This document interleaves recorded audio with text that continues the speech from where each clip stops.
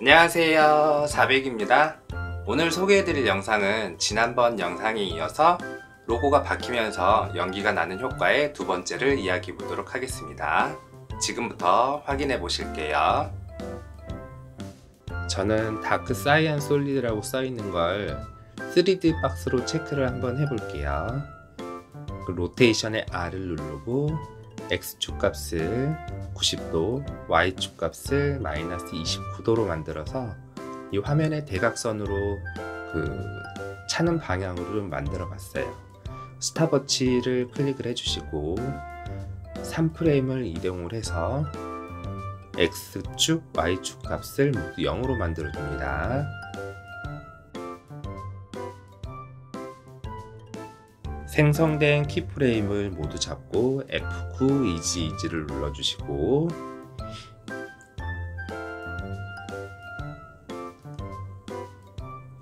앞에서부터 영상을 인디케이터로 보면 로고가 바뀌고 어두운 화면이 대각선으로 들어오는 것을 볼 수 있습니다.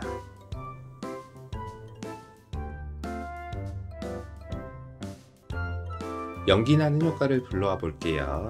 연기나는 효과는 제가 링크를 걸어 두도록 하겠습니다. 저는 연기효과에서 3-1을 가지고 내려오겠습니다. 이 효과는 글씨보다는 아래로 가야 되기 때문에 다크 솔리드 위쪽으로 위치를 할게요. 시작점의 위치는 지금 제가 한 프레임 정도 앞으로 놔뒀는데 다크 솔리드하고 똑같은 위치로 가지고 올게요. 지금은 프로페셔널 그리드를 생성을 했고요. 연기나는 효과가 로고 가운데로 가도록 위치를 잡아주고 앵커 포인트를 중심점으로 이동을 하도록 하겠습니다.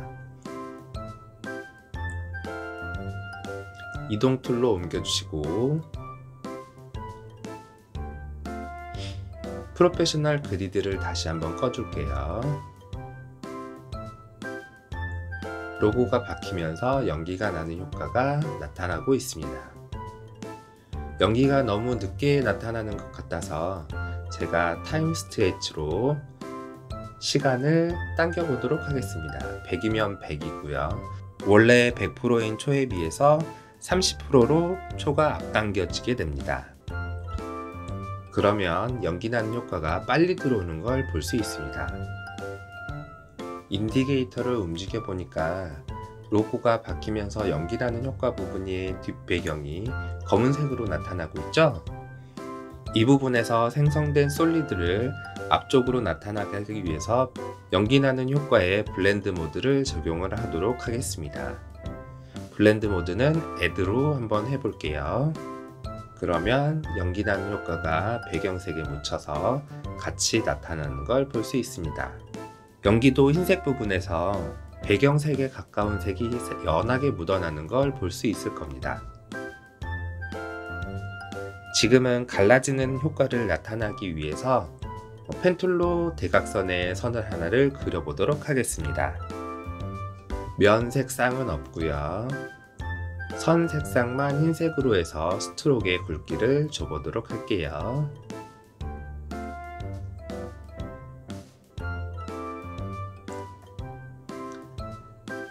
로고가 바뀌고 난 다음에 이 잘라지는 효과가 나타나야 되기 때문에 시작점을 연기가 끝나는 시작점으로 한번 놔보도록 할게요.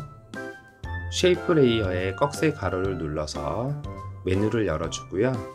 컨텐츠에 Add를 눌러 트림 패스를 눌러줍니다. 스타트와 엔드에 스탑워치를 누르고 모두 100%로 바꿔줍니다. 선이 끝나는 부분으로 이동을 해서 0으로 바꿔주고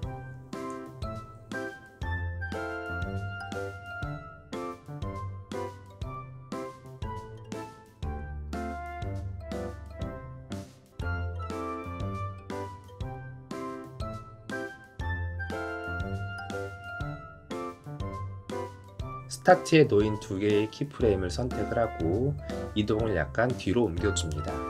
방향을 선택하기 위해서 쉐이프 1 부분에 패스 1의 방향을 설정을 해주면 위에서 아래로 내려오는 효과를 볼 수 있습니다.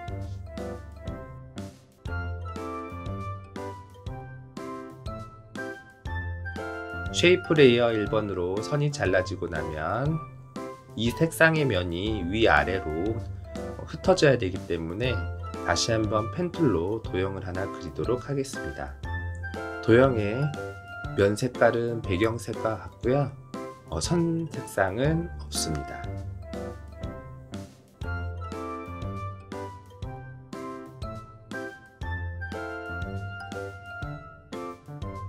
쉐이프 레이어 2번을 컨트롤 D를 눌러서 복사를 해주고 로테이션의 R을 눌러 각도를 마이너스 180도로 줘서 상하 반전을 시켜줍니다.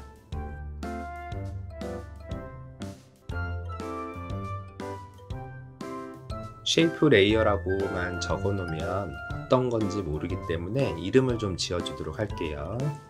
첫 번째 쉐이프 레이어는 왼쪽 상단, 두 번째 쉐이프 레이어는 오른쪽 하단, 세 번째 쉐이프 레이어는 자르는 선이라고 이름을 변경을 하도록 하겠습니다.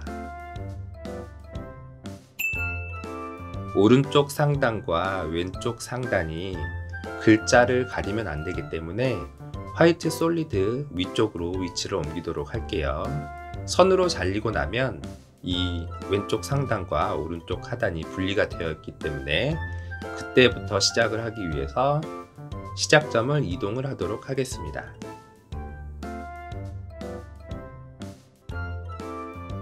자르고 난 뒤 상하로 흩어지게 되면 뒷 배경이 그대로 어두운 배경이 나타나면 이상하겠죠.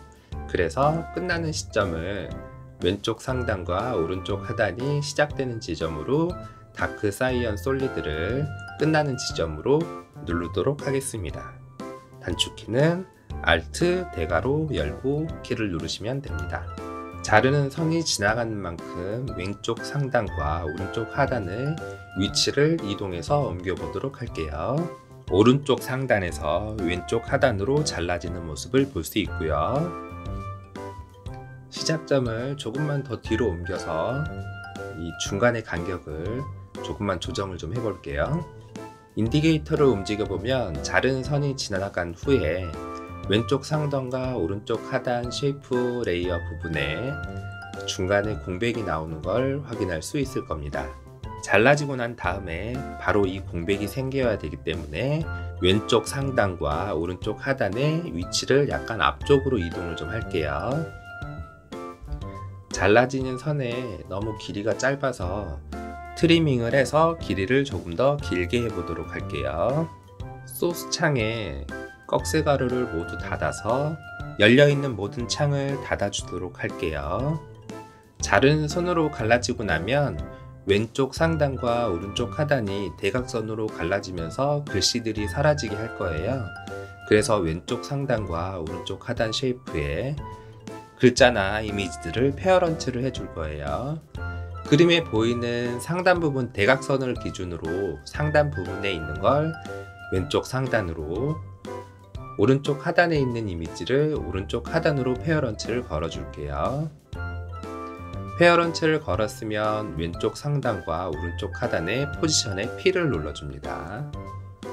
스탑워치를 눌러서 키프레임을 생성을 해주시고 컨트롤 Shift J를 눌러서 8프레임 앞으로 이동을 합니다. 마우스 포인트는 V를 눌러 이동키로 바꿔주시고 왼쪽 상단의 쉐이프를 잡고 왼쪽 하단 쪽으로 드래그해서 안 보이는 쪽으로 이동을 해줍니다. 왼쪽 상단이 끝났으면 오른쪽 하단을 잡고 오른쪽 위쪽으로 이동해서 안 보이게 이동을 해줍니다. 그래서 인디게이터로 움직여 보면 왼쪽 하단으로 오른쪽 상단으로 대각선으로 갈라져서 사라지는 걸 볼 수 있습니다. 이 효과가 조금 더 빠르게 움직이는 효과를 주기 위해서 모션 블러 박스에 체크를 해줍니다. 앞에서 제가 설명을 못했던 걸로 생각하는데요. 모든 레이어에 모션 블러를 줘서 움직임이 조금 더 빠르게 보일 수 있도록 나머지 부분도 모션 블러에 체크를 해줍니다. 쉐이프 레이어의 시작과 끝 지점에 4개의 키프레임을 선택을 하고 F9 EZ를 눌러줍니다. 넘패드의 엔터를 눌러 전체적인 모션을 확인을 한번 해보도록 할게요. 앞에 눌러놓은 모션 블러는 예약이라는 의미를 가지고 있고요. 이거를 실행하기 위해서는 상단에 있는 모션 블러 키를 눌러줘야 정상적으로 모션 블러가 적용이 됩니다.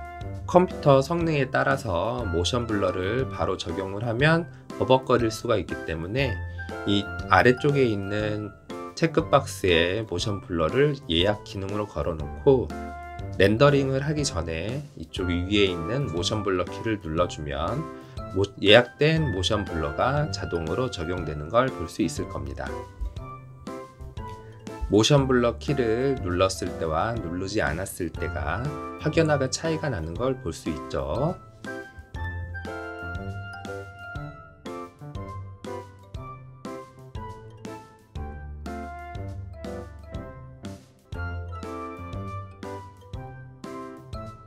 로고가 바닥에 박히는 타이밍에 맞춰 터지는 소리를 나타나기 위해서 저는 풍선 터지는 소리의 효과를 찾아가지고 집어넣도록 할게요.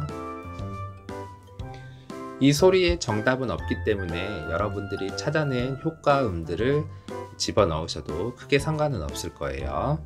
제가 가지고 온 효과음의 소리가 너무 커서 사운드를 약간 줄여주도록 할게요.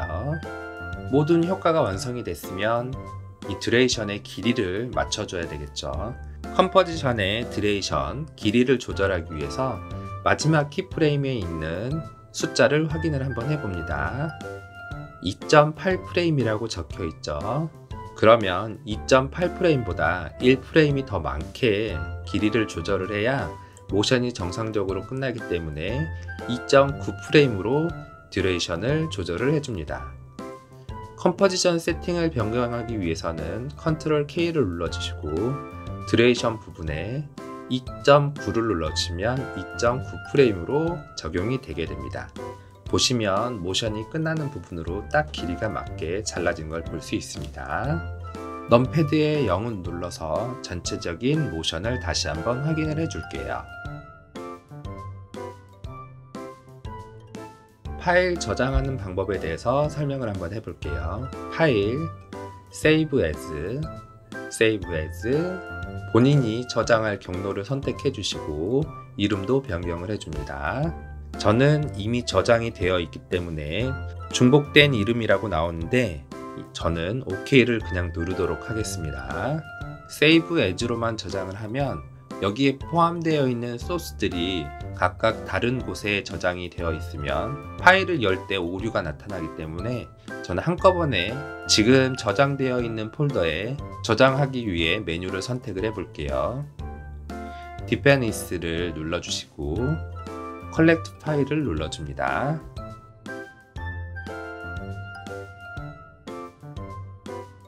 그럼 팝업 창이 뜨는데 Collect Source 파일을 All로 바꿔주시고 Collect를 눌러줍니다.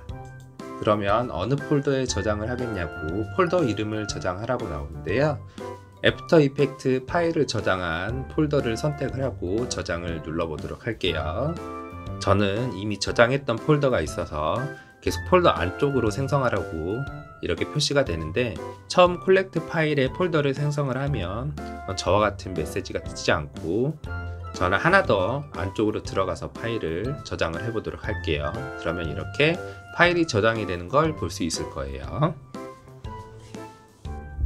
그럼 팝업 창에 저장되어 있는 폴더 이름이 뜰 건데요. 이 안쪽으로 들어가서 보시면 제가 지금까지 사용한 효과도 있고 효과음도 있습니다. 이렇게 파일을 저장을 해야만 다음에 파일을 불러왔을 때 소스의 위치가 변경이 되어 있을 때 이 애프터 이펙트 파일을 열게 되면 파일에 있는 경로를 선택을 하라고 나오기 때문에 이렇게 저장을 해 두시면 파일의 위치가 변경이 되더라도 이 내부적인 폴더 안에 모든 소스들이 들어있기 때문에 에러 메시지가 뜨지 않고 파일 관리를 제대로 할 수 있을 겁니다. 지금까지의 저장은 애프터 이펙트 파일을 저장을 하는 방법이었었고요. 이제 렌더링을 해서 이걸 mp4 파일로 출력을 해 볼게요. 파일에서 Export, Add to Adobe Media Encoder를 눌러주시면 어도비의 미디어 엔코더가 실행이 됩니다. 사전에 미디어 인코더가 설치가 되어 있어야 연동이 되기 때문에 미디어 인코더를 설치를 해 주시는 게 좋습니다. 저장할 폴더를 선택을 해 주시고 파일 이름도 작성을 해 주신 다음에 저장을 눌러 보도록 할게요. 그리고 이쪽에 보이시는 플레이 버튼을 누르시면 지금까지 작성한 모션이 mp4 파일로 렌더링을 마무리를 할 수 있습니다. 제대로 렌더링이 됐는지 폴더로 한번 들어가 볼게요.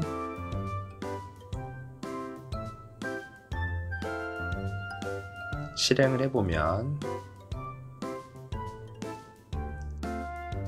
이렇게 완성된 모션을 볼 수 있습니다. 이번 영상은 어떠셨나요? 따라하기 어렵지 않으시죠? 한 번씩 만들어 보시면 좋을 것 같습니다. 다음 영상에서는 보이는 모션을 가지고 작업을 한번 해보도록 하겠습니다. 다음 시간에 만나 뵐게요.